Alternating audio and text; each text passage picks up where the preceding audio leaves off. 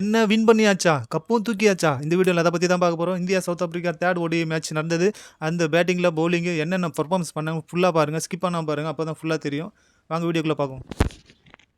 இந்த மேட்ச் வந்து விசாகப்பட்டினத்துல நடந்தது. பார்த்தீங்கன்னா, ஃபர்ஸ்ட்டு இந்தியா டாஸ் வின் பண்ணுச்சு. அதுக்கப்புறம் வந்து நான் பவுலிங் சூஸ் பண்ணாங்க. அதுக்கப்புறம் ஃபர்ஸ்ட்டு பேட்டிங் பண்ணேன்.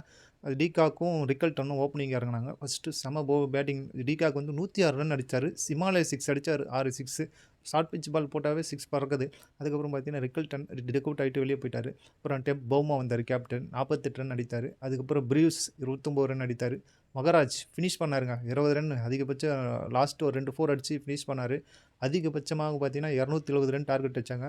47.5 ஓவர். அதுக்கப்புறம் வந்து நம்ம சைடில் பார்த்தீங்கன்னா குல்தீப் யாதவும் பிரசித் கிருஷ்ணாவும் கலக்கிட்டாருங்க. 4 விக்கெட். அவங்க 220 ரனுக்கு சுத்ததுக்கு காரணமே இவர் தான் காரணம். Prasidh Krishna 4 wicket, Kuldeep Yadav 4 wicket. மொத்தம் 8 விக்கெட் இவங்க 2 பேருமே எடுத்துட்டாங்க. அதுக்கப்புறம் பார்த்தீங்கன்னா களம் இறங்கியா ஜெய்ஸ்வால் செம பேட்டிங். 116 ரன்னுக்கு 110 ரன் அடிச்சாரு.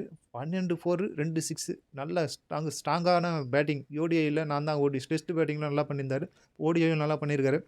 ரோஹித் சர்மா வந்து ஹிமாலய 6 3 6 அடிச்சாருங்க. 75 ரன் அடிச்சாரு. அதுக்கப்புறம் களம் இறங்கிய விராட் கோலி 45 பாலுக்கு 65 ரன்கள். ஹிமாலய 6 3 6 அடிச்சாருங்க. ஃப்ளாட் 6 வேற லெவல்ல இருந்தது இன்னிங்ஸு. லாஸ்ட்டு 2 ஓடிஐயும் செஞ்சுரி அடிச்சாரு. இந்த ஓடிஐயில் மிஸ் ஆயிடுச்சு. நான் செஞ்சுரி இல்லனாலும் பரவாயில்ல. கப்பை தூக்கிடும் இந்தியா. சவுத் ஆப்பிரிக்கா, இந்தியாவும். லாஸ்ட்டு மேட்ச் வின் பண்ணி கப்பையும் தூக்காச்சு. ஜெய்ஸ்வால் 100 அடிச்சது அவருக்கு ரொம்ப ஆச்சரியமாச்சு. இதனுடைய பிளேயர் ஆஃப் தி சீரிஸ் அவார்டும் விராட் கோலி கொடுத்தாங்க. அதுக்கப்புறம் அவர் பேட்டியில் சொல்லியிருந்தாரு, இஸ் எ வண்டர்ஃபுல் இன்னிங்ஸ்ன்ட்டு. அதுக்கப்புறம் இந்த கப்பை தூக்கி ராகுல் கேப்டன் கையில் கொடுத்துட்டாங்க. ஃபைனலாக இந்தியா கப்பை தூக்கியாச்சு, வின் பண்ணியாச்சு.